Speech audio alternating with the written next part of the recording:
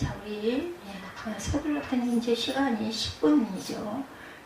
10시, 그냥 10시죠? 저 시간이 14분 정도 빠르니까 우리가 조금 서둘러서 찬양을 한 10분 전쯤 시작을 하면은 뭐 중간에 무슨 얘기를 해도 상관이 없는데, 오늘은 이제 중간 처음 얘기를 많이 안 해가지고 시작을 조금 당겨야 되겠죠. 우리 할렐루야 샬롬하고 인사합니다. 할렐루야 샬롬 샬롬 샬롬 샬롬 샬롬. 하나님 사랑합니다. 여러분 주 안에서 사랑합니다. 자, 오늘 마태복음 25장 말씀이죠. 너무 잘하는 열처녀의 비유. 등과 기름을 준비한 열처녀들이 기름이 없어가지고 5 처녀들은 구원을 받지 못하고, 그 기름 사러 간 사이에 신랑이 왔어요. 때를 알지 못하니까 너희는 항상 깨어 있어라, 이런 말씀을 하고 있습니다. 예수님은 십자가 순환을 사흘 앞두고 감람산에서 종말의 때에 일어날 일을 말씀하신 후에, 그렇다면 종말을 맞은 성도들이 준비해야 할 3가지 비유를 말씀하시죠. 25장 우리 잠깐 살피고 하죠. 열처녀 비유가 주는 교훈입니다. 1절에서 13절. 기름을 준비하지 않으면 환난의 날에 주의 이름을 끝까지 시인할 수가 없다는 거예요. 그냥 배교하게 되는 거죠. 그때 1절이죠. 그리스도께서 구름을 타고 강림하셔서 알곡과 쭈쩌미를 분별하시는 때, 등불이 꺼져가니 너희 기름을 좀 나눠달라. 8절에 보면 열처녀 모두 등불을 켰다는 사실을 알 수가 있어요. 등불은 켰는데 그것은 켰다는 것은 주는 그리스도시요 살아계신 하나님의 아들이라고, 아멘, 아까 제가 말씀드린 대로 고백을 했다는 것입니다. 등불을 아예 안 킨 게 아니라 켜긴 켰어요. 근데 나중에 불이 꺼진 거죠. 준비가 온전하게 되지 않아서. 따라서 등불을 켠 열처녀는 모두 거듭난 성도를 의미하고요. 그들 가운데 5 처녀가 기름을 준비하지 않아서 등불이 꺼져갔다는 것. 이는 기름이 준비되어 있지 않으면 환난할 때에 주의 이름을 끝까지 뭐 하지 못한다? 우리가 순교할 수 없다라는 거죠. 시인하지 못함. 그래서 죽는 거죠. 기름, 성령이죠. 누구든지 주의 이름을 부르는 자는 구원을 받으리라. 요엘서에 나오죠. 2장 31, 2절에, 사도행전 2장 20절과 21절에도 그날 환난, 예수 믿는 사람을 며칠든 죽이는 환난의 때에 주의 이름을 끝까지 시인해야 구원을 얻는다. 이는 오직 성령의 능력으로만 가능하다는 것입니다. 우리 힘으로 될 수가 없어요. 무서워서 그거 할 수 있겠어요. 근데 성령이 나를 지배하시면 무서운 게 없죠. 죽으면 죽으리라. 제가 어저께 밤에 말도 안 되는 생각이 문득 났어요. 그래서 에스더 때 그냥 에스더는 죽으면 죽으리라는 뜻을 갖고 있잖아요. 그런데 에스더는 너는 오죽하면 너는 죽으면 죽으리라. 당신 에스더 죽으면 죽으리라. 와, 완전한 이름이네. 성령이 이름을 도와줬어요. 그래서 에스더도 있고 김에스더도 있고 에스더가 많잖아요. 또 누가 있다고 그러셨죠? 전 에스더. 그래서 전 에스더는 에스더만 못하죠. 그래서 내가 왜 그런 생각이 났는지 혼자 웃었어요. 그래가지고 저는 가만히 누워있다가 벼랑간에 문득 말도 안 되는 소리가 나면서 근데 그게 저는 또 그것도 은혜가 돼요. 어렵게 생각을 하는 게 아니라, 그래서 지난번에 대통령 이름 갖고도 제가 얘기했지만 사실은 참 이름이 중요하다. 물론 한 문자로는 말도 안 되는 그런 생각이지만 우리가 부르는 입술로 고백하는 그게 뜻이 그냥 우리말로 고백하는 것에서도 어떤 면으로는 그래서 참 이름을 잘 지어야 되겠고 이름대로 된다라는 생각을 저는 또 한번 해봤습니다. 그냥 웃자고 하는 얘기죠. 그래서 누구든지 주의 이름을 부르는 자는 구원을 받으리라. 그렇기 때문에 성령의 능력으로만 가능해서 하나님은 말세의 남종과 여종에게 내 영, 성령을 부어주시겠다고 요엘서에서도 사도행전에서도 말씀합니다. 주의 이름을 부르는 자는 구원을 받으리라. 그러니까 끝까지 불러야 돼요. 환난이 좀 오거나 유혹이 좀 올 때 그냥 그리 가면은 구원받지 못하는 거죠. 우리와 너희가 쓰기에 다 부족할까 하노라. 9절에 기름 준비는 다른 사람이 대신해 줄 수 있는 것이 아니라 반드시 본인 스스로 해야 한다. 부부래도 아니면 부모와 자녀 사이도 그 대신 살아있을 때 열심히 증거하고 전하고 행함으로 모범을 보여야 되겠죠. 그들이 살아간 사이에 신랑이 오므로 10절입니다. 환란이 들어가면 더 이상 기름을 준비할 수 없다는 뜻이에요. 여기에서 기름 준비는 성령 충만. 그러니까 우리가 살아있을 때 충만 자꾸 나눠주고 자꾸 입술로 증거해야 돼요. 근데 그러지 못하면 결론은 아무리 말을 해도 듣지 않으면 어쩔 수가 없다는 거죠. 성령 충만의 방법 기도죠. 기도. 예, 죄를 범하지 말아야 되고 둘째로는 기도한다고 해서 모두 성령 충만 받는 것은 아닙니다. 말씀을 듣고 돌이키지 않고 기도하는 것은 하나님 앞에 가증한 것이다. 근데 그것도 안 하는 사람들이 있으니 그게 문제인 거죠. 기도하다 보면 어느 순간 마음에 가책이 일어나거나 아유 그렇지가 일어나거나 입술로 고백을 일단 하면은요 거기에 거부감이 오게 되면 끝까지 못합니다. 근데 그게 내 마음에 정말 감동으로 올 때 처음에는 그냥 입술로만 하더라도 일단은 입술을 띄고 하는 게 저는 중요하다고 생각합니다. 그래서 예, 말씀을 듣고 돌이켜 순종하면서 기도해야 하는데 그렇게 안 될 때 그냥 입으로 해도만 우선 자꾸 하다 보면 아이고 내가 이러면 안 되죠. 어느 순간 예, 마음이 아파지죠. 내가 이게 이만 못하는데 나는 이걸 어떡하나 이런 생각이 든다는 거죠. 우리 하나님이 양심이라는 걸 주셨기 때문에 깨어있으라 13절에 환난을 이기기 위해 기도로 깨어있어야 된다는 겁니다. 베드로전서 4장 7절에 정신을 차리고 근신하고 기도하라. 오죽이라면 정신을 차리라고 그러겠습니까? 누가복음 21장 36절에 항상 기도하며 깨어있어라. 마태복음 26장 41절, 마가복음 14장 38절에 시험에 들지 않게 깨어서 기도하라고 말씀하죠. 네, 그렇기 때문에 우리는 항상 깨어 기도해야 합니다. 달란트 비유가 그 이후에 나옵니다. 달란트를 남긴 자는 주인의 즐거움에 참여하지만 땅에 묻어둔 자는 바깥 어둠에 내쫓긴다. 같은 내용이에요. 종들을 불러서 자기 소유를 맡기죠. 14절에 우리가 가진 재물은 하나님께서 우리에게 맡겼어요. 즉 재물의 주인은 하나님이시고 우리는 청지기일 뿐이라는 거죠.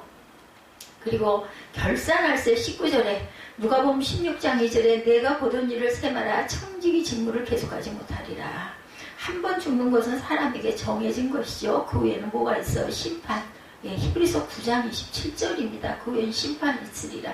주께서 우리의 영혼을 도로 찾으시는 날, 누가복음 12장 20절이에요. 그리스도께서 재림하시는 날에 하나님은 반드시 달란트를 남긴 자와 남기지 않은 자를 분별하셔서 심판하실 것이다. 적은 일에 충성하였음에 내가 잔치에 참여하라고 말씀하죠. 물질에 충성하는 것을 의미합니다. 예, 물질에 누가복음 16장 10절 11절 누가복음 19장 17절에 지극히 작은 것에 충성된 자 지극히 작은 것에 충성하였으니 같은 의미고 물질에 충성하는 것. 달란트를 땅에 감추어 두었나이다. 예, 아직 게으른 자가 말하죠. 달란트는 돈이에요. 18절과 27절에 보면 돈이죠. 예, 따라서 달란트를 땅에 감춰두었다는 것은 보물을 이 땅에 쌓아두었음을 의미한다는 것을 잊지 마시기 바랍니다. 마태복음 6장 19절에서 20절에 자기를 위하여 하늘에 보물을 쌓아두어야 하는데 그러지 못했다라는 거죠. 땅에 감춰두었다. 자기를 위하여 이 땅에 보물을 쌓아두었다. 누가복음 12장 15절에서 21절에도 하나님께 대하여 부유한 자 그리고 하나님께 대하여 부유하지 못한 자 탐심이 있는 자 이렇게 말씀하고 있습니다. 누가복음 16장 1절에서 12절에도 불의의 재물로 친구를 사귄 자 지극히 작은 것 불의한 재물 남은 것에 충성된 자 예, 그리고 또한 달란트를 땅에 감춰 두었어요. 이 감춰둔 자 불의의 재물로 친구를 사귀지 아니하고 그것을 착복하고 지극히 작은 것 불의한 재물 남의 것으로 충성되지 못한 자를 이야기하고 있습니다. 저는 근데 이 불의한 재물로 친구를 사귀는 것 자체도 이건 잘못된 거 아니야 이런 마음이 계속 갈등이 와서 이 말씀에서 예, 거짓 아사로 예가 있죠. 예와 누가복음 16장 그리고 마태복음 25장에 선한 사마리아인 이 부분 달란트를 남긴 자들입니다. 달란트를 땅에 감추었는 자 부자 어리석은 부자 그죠? 돈 때문에 예, 왔다가 도로관 그리고 염소 부한 청년 이런 사람들은 달란트를 땅에 감추었던 세상에다 놔둔 사람들 이 비유가 양쪽으로 성경에 이렇게 아주 확실하게 나와 있습니다. 이런 거 참조하시면 성경 옆에 뭐 있잖아요. 저는 여기를 참 많이 봅니다. 왜냐하면은 예, 말씀의 그 믿음이 여기는 그래도 중심을 해서 주석을 보는 거예요. 내 나름대로 해석을 하지 않기 위해서 예, 25장 내용 전체 예, 제가 예, 도움 되시라고 시간도 여유가 있고 해서 말씀을 드려서 굉장히 많이 나와 있나요? 32절에도 보면 양과 염소의 비유가 좀 교훈 나와 있네요. 31절에서 46절. 지극히 작은 자 하나에게 한 것이 예수께 한 것이고 지극히 작은 자 하나에게 하지 아니한 것은 예수께 하지 않은 것이라고 말하죠. 32절에 각각 구분하기를 양과 염소 계시록 14장 14절에서 16절 곡식 알곡입니다. 염소 계시록 14장 17절에서 20절 포도송이 쭉정이에요. 예비된 나라 34절에 영생 곧 천국이죠. 갈라디아서 3장 29절에 그리스도의 것이면 약속대로 유업을 이룰 자니라. 누가복음 16장 12절에 너희의 것, 요한복음 14장 3절에 너희를 위하여 거처를 예비하러 가노니 말씀하시죠. 이것이 바로 예비된 나라입니다. 마귀와 그 사자들을 위하여 예비된 영원한 불 4절에 계시록 20장 10절에 불과 유황못 둘째 사망 곧 불못을 얘기하죠.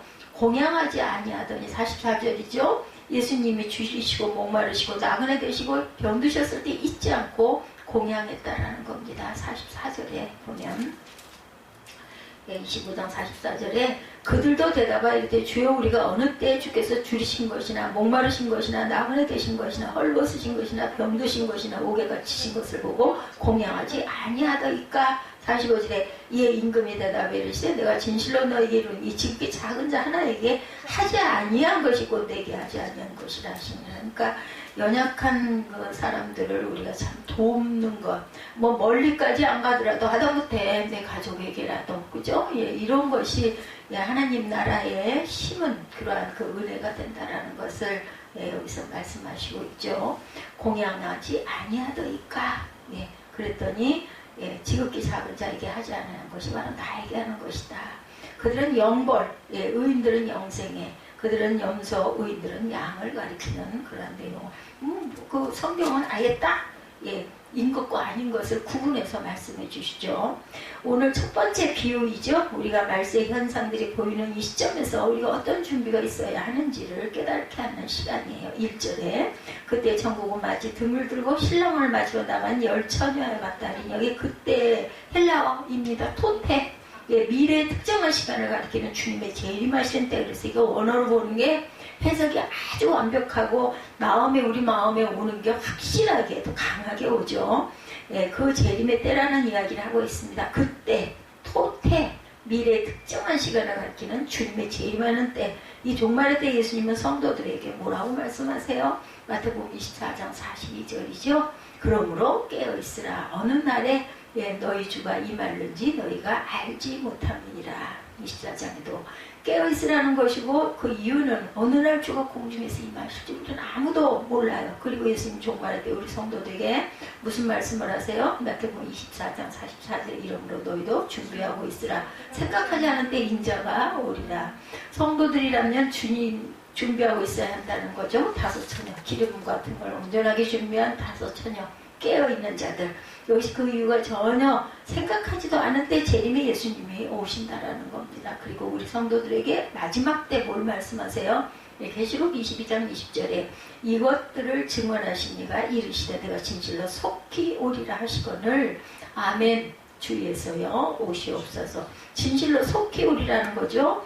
예수님이 진실이라는 말을 사용하셨다면 반드시 이루어지기 때문에 확신하고 거하라는 겁니다. 그리고 오늘 본문 마지막 때 우리 성도들은 다시 오시는 신랑이신 예수님을 맞으러 나아가야 한다. 예, 그런데 등을 들고라고 말합니다. 뭐예요? 성령이죠. 예수님 자신의 재림을 유대의 결혼 풍습을 비유로 알아듣기 쉽게 그 시절에 결혼 풍습을 들어서 얘기를 하면 그거 그렇지 등을 갖고 있어야지 이게 얼른 쉽게 그러니까 어렵게 얘기하는 것을 그걸 이해하려고 애를 쓸 필요가 없어요. 어느 순간 자꾸 읽다 보면 마음에 확 옵니다. 그러면 이게 맞아 틀려 이건 한 번 정도는 봐야 합니다. 내 생각에 옳은지 틀린지에 대해서는. 등을 들고 예, 그 당시 유대의 결혼식을 해가 진 후에 이루어졌죠. 저녁에 했어요. 이때 10명의 신부의 들러리들이 언제 올지 모르는 신랑을 맞이하기 위해서 나갔다는 거고 신랑이 그의 친구들과 함께 때론 매우 늦어지는 경우가 있기 때문에 충분한 기름을 준비해야 된다. 그렇지 않으면 준비된 등이 더 이상 불을 밝힐 수가 없다는 거죠. 그러니까 알아들으라고 이렇게 그 결혼잔치에 예를 들어서 예, 이렇게 얘기합니다. 그러면 신랑과 친구들을 맞이해서 식장으로 들어갈 수가 없다는 거. 여기서 신랑 예수께서 오시는 시간에 아무도 예측이 불가하기 때문에 불이 꺼지지 않게 하는 예비의 중요성. 항상 깨어있는 부분. 그리고 단순히 등을 들고라는 우리 개혁성경에서의 그런 말. 그런데 원문에서는 등을 들고 앞에 그녀들 자신들이라는 의미의 헬라어 헤아우톤이라는 말이 붙어 있다라는 거 잊지 마시기 바랍니다. 그냥 등을 들고 그게 아니라 너희 자신들의 등을 들고 헤아우톤. 그렇습니다. 여기 열처녀는 그녀 자신들의 등을 들고 신랑을 맞으러 나갔다는 것인데 열처녀가 똑같지가 않았다라는 거예요. 2절에 그 중에 5은 미련하고 5은 슬기 있다. 이 미련하다라는 것은 깨닫지를 못했다라는 얘기겠죠. 열처녀의 차이. 슬기가 있느냐 없느냐인 거예요. 그 마음 안에 아들이 있느냐 없느냐 말씀에도 있죠. 슬기 있다는 말은 신중하고 사력 있고 분별력을 가졌다라는 거. 근데 원문의 의미는 슬기 있음에 반복되고 있다는 거니까 그 처녀들은 신중하고 사려가 있고 분별력이 이미 굳어진 성향이라는 것입니다. 아주 강조하고 있습니다. 이번 그 신부의 들러리만이 아니라 평상시 삶에 슬기가 있었다라는 이야기, 깊은 의미를 갖고 있습니다. 예수님의 다시 오시는 마지막 종말의 때 엉망으로 살다가 갑작스럽게 잘 준비하면 되지 그렇게 해서 될 일이 아니라는 거죠. 평상시 다시 오시는 주님 예수를 바라보며 행동에 신중하고 마음을 살리게 하고 영적인 분별력 있는 삶이 굳어진 성향처럼 그러니까 변화된 삶, 삶이 예배가 된 그런 사람들. 오늘의 현실에서 미련한 건 뭐예요? 다음에 잘하지, 새해부터 정신 차리지, 내일부터 잘하지, 자꾸 밀죠. 오늘을 제대로 안 살면서 다음을 노래하는 것처럼 미련한 것은 없다라는 거예요.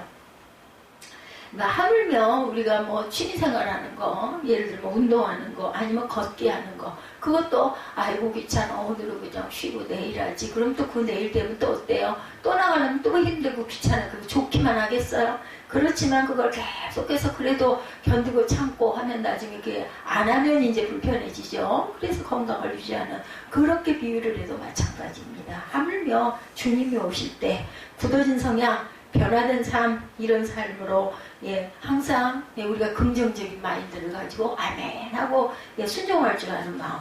예수님은 이 사실을 마태복음 7장 24절에 그러므로 누구든 나의 이 말을 듣고 행하는 자는 그 집을 반석 위에 지은 지혜로운 사람이다라고 말씀하고 있습니다. 집을 한순간에 지을 수 없어요. 그죠? 기초를 잘 놓고 그리고 차곡차곡 그 벽돌을 쌓든 뭐 나무를 쌓든 해서 나무집을 짓든 뭐 그저 콘크리트 집을 짓든 그 기초를 반석 위에 잘 세워놓고 집을 지어가는 사람이 지혜로운. 안 그러면 조금 얼른 후루룩 했다가 확 무너지는 그런 사람들도 얼마나 많습니까? 은혜 받았다고 막 기뻐하고 막 섬긴다고 하다가 나중에 뭐가 좀 안 돼. 그러면 그냥 뭐 말도 안 되어 되지도 않아. 뭐 기도하면 된다더니 뭐 이따위야 이러고 그냥 가버리는 사람이 정말 태반이죠. 그나마 남아있는 사람들, 근데 그 중에서도 예수께서는 때와 시를 모르니 너희 늘 깨어있어 준비하고 있어라 라고 말씀합니다. 교회 나온 사람들, 아까 말씀드렸죠. 은혜 받은 사람들, 구원받았다고 하는 사람들이 바로 여기에 열처녀라는 거예요. 거기에 반이 타작이 된다는 겁니다. 반석이신 그리스도에 두었다는 거, 그리고 신앙의 집, 영적인 집을 지어나가다가 뭘 만나요? 바람을 동반한 비와 창수를 늘 만난다는 겁니다. 주님의 오심이죠. 그러나 평상시 성향이 세상적이라는 건 모래 위에 바람을 동반한 비와 창수를 동일하게 만나게 된다는 것 똑같이. 내 세상에 기반을 둔 신앙과 그 집은 모두 무너지고 사라져버림을 말씀하신 예수님의 교훈을 우리가 늘 기억해야 되겠다. 평상시 슬기롭고 반석이신 그리스도에게 두고 살아가는 반드시 올 주님의 재림 때 구원의 역사를 경험하는 끝까지. 중요한 거는요, 달리기 다 시작합니다. 근데 끝까지 완주하는 자가 그죠? 승리를 하죠. 3, 4절에 미련한 자들은 등을 가지되 기름을 가지지 아니하고 슬기 있는 자들은 그릇에 기름을 담아 등과 함께 가져갔더니. 평상시 슬기로운 자들은 자신들의 성향대로 신중하게 사력 있게 분별력을 발휘해서 등만이 아니라 만일 신랑이 늦게 오는 경우를 생각해서 예비하는, 그죠? 준비하는, 기름을 담는 그릇을 따로 준비했다는 거죠. 예수님의 마지막 때 우리 성도들에게 부탁하기를 겨울이 되지 않도록 기도하라고 말씀하고 있어요. 예수님의 고도실 무렵에 오히려 예전의 신앙과 기도생활과 성인과 봉사와 주를 사랑함과 선교에 대한 열정이 모두 식어져 이른바 믿는 자가 되는 것에 대한 경계, 예, 기다리다 보면 우리의 성향이 자꾸 굳어져가지고 그냥 아예 변화돼 버리죠. 그래서 우리가 너무 간단하게, 너무 느리게, 너무 조금 빼먹고 자꾸 이러다 보면 그게 편하잖아요. 그러다 보면 자꾸 그게 그냥 그냥 우리의 삶이 돼버려서는 절대로 안 된다. 사람이 예외라는 게 분명히 있습니다. 예배도 그렇고 어떤 섬김도 그렇고 그러지 못할 때가 있죠. 마음은 있는데 피치 못해서. 그렇더라도 그것을 다시 돌아설 줄 아는, 조금 어려워서 좀 휘청거렸다 그래도 아이고 내가 이러면 안 되지. 하나님께서 연단과 환난을 주실 때 그걸 통해서 우리는 그걸 깨달아야 된다는 거죠. 등은 가졌지만 영혼의 기름을 담은 그릇을 준비하지 못한 이유, 자기 생각이 앞선 건 아닌지, 그리고 너무나 앞서가서 우리가 다 해요. 그럼 주님께서 하실 일이 없다라는 거죠. 그냥 바라보고 계시는 거예요. 그래서 잠언 28장 26절에 자기의 마음을 믿는 자는 비전한 자고 지혜롭게 행하는 자는 구원을 얻을 것이 아니라. 그러니까 우리가 생각하기에 세상적으로 생각해서는 그게 맞는 것 같거든요. 뭐 꼭 그렇게까지 할 일이야? 이런 얘기 많이 하죠. 근데 맞는 것 같아. 뭐 꼭 그래야만 그 예수 믿는 거야? 그런 얘기 많이 합니다. 그렇지만 그렇게 해서는 안 된다는 거죠. 지혜롭게 행하는 자는 구원을 얻을 자니라. 잠언 28장 26절입니다. 또 준비하지 못하는 이유가 뭐예요? 죄를 매우 가볍게 여기기 때문이다. 잠언 14장 9절입니다. 미련한 자는 죄를 심상히 여겨도 정직한 자 중에는 은혜가 있느니라. 자기 생각대로 신앙생활하는 것 아주 위험스럽습니다. 그래서 중요한 것은 어떤 터전에서 내가 이 신앙의 집을 지을까 아주 중요하죠. 멘토를 잘 만나야 합니다. 온전하게 말씀을 잘, 그리고 기도를 주님의 뜻대로 기도할 줄 알아야 된다. 내 욕심대로만 기도해서는 절대 안 되죠. 이건 이루어지지도 않습니다. 5절에 신랑이 더디어 오므로 졸며 잘세. 여기서 예수님의 당신의 재림에 뭘 말씀하고 싶어 하셔요? 사람들이 생각하는 것보다 훨씬 늦을 거라는 거죠. 그렇기 때문에 이거 생각할 필요가 없어요. 그냥 우리는 매일매일을 왜 우리 뭐 과제나 뭐 해야 할 일이 있는데 밀어놓고 잠 못 자죠. 제가 어젯밤에 새벽녘에 저는 잠을 잘 안 자기 때문에 누워있다가 생각을 했어요. 세탁기에 저 빨래한 것들이 저기 담아있는데 저걸 일어나서 가서 널고 자야 내일 예배 드릴 때 깨끗하게 깔끔하게 정리가 되지. 안 그러면 이게 뭐 몇 개 되지는 않았지만 골치 아프던데, 근데 누워서 일어나질 못했어요. 일어나는 그 과정이 저는 너무 힘이 들기 때문에 아이고 저걸 해야 할 텐데 하다가 그냥 잊어버리고 깜빡 잔 거죠. 다행히 아침에 일어나서 보니까 몇 개 안 돼가지고 인터넷 보이지 않은 곳에서 잘 치우긴 했는데 제가 먼저 속으로 생각을 했습니다. 아이고 이렇게 게으름을 떨고 있네. 갈수록 태산이지. 그래서는 안 되죠. 늦어지는 이유는 알곡과 쭉정이가 갈라진다라는 겁니다. 베드로서 3장 4절에 이르되 주께서 강림하신다는 약속이 어디 있느냐. 조상들이 잔으로부터 만물이 처음 창조될 때와 같이 그냥 있다 하니 이렇게 생각해서는 안 된다.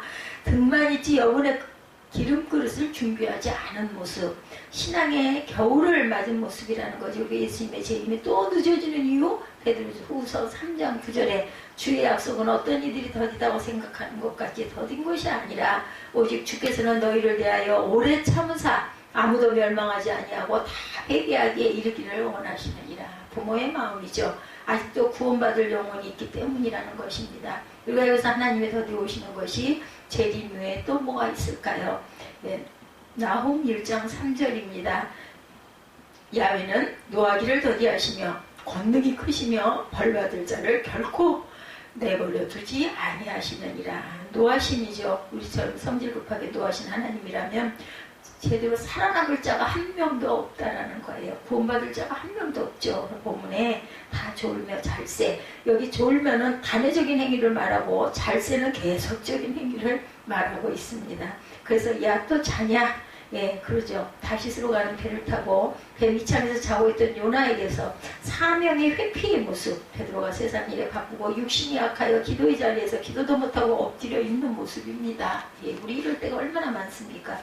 예수님의 재림이 늦어지면서 신앙인들이 자신이 받은 사명에 대해 게으름, 세상 일에 지쳐서 육신이 피곤하고 영적 충전이 제대로 이루어지지 않는 것에 대한 경계해야 함을 기억하고 항상 재충전하도록 신앙의 불을 밝힐 기름이 준비된 그릇이 옆에 늘 있는 저의 예비, 예비된 저와 여러분들이 대시하겠다는 거죠. 열 처녀들이 등과 기름을 준비하기는 했어요. 근데 여분의 그릇을 갖지 않았던 다섯은 이미 그 켜놓은 불이 다 꺼져버린 거죠. 6절에 밤중에 소리가 나되 보라 신랑이로다 바지로 나오라 하네.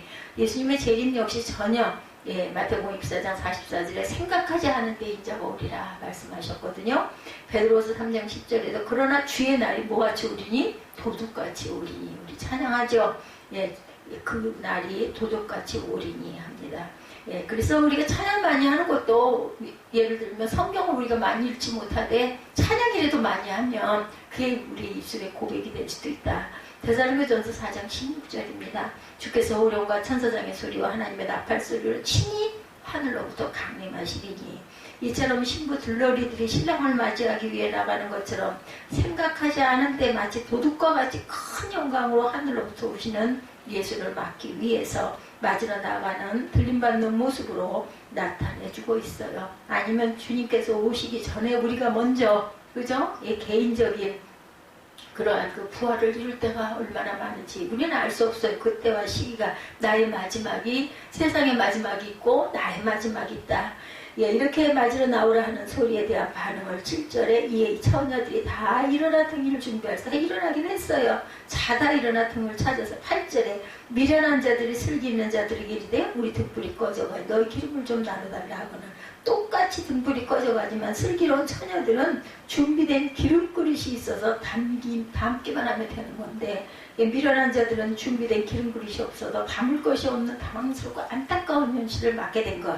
왜냐하면 신앙은 나눠 가지는 문제가 아니라는 거죠. 서로 보충해서 맞춰갈 수 있는 것이 아니라는 거. 뭐라 그래요? 9절에 슬기 있는 자들에 대답하 이르되 우리가 너희와 쓰기에 다 부족할까 하느니 차라리 파는 자들에게 가서 너희 쓸 것을 사라.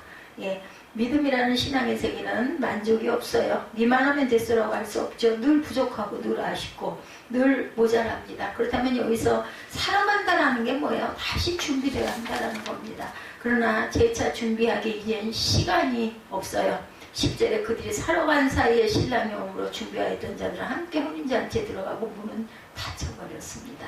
그러므로 신랑이 오기 전에 미리 준비되어야 한다는 거. 한 번 닫힌 문은 다시 열 수가 없기 때문에 노아의 방주의 문 역시 하나님이 닫으시니 그제서야 방주까지 피해온 사람들이 들어가려 했지만 들어갈 수가 없었습니다.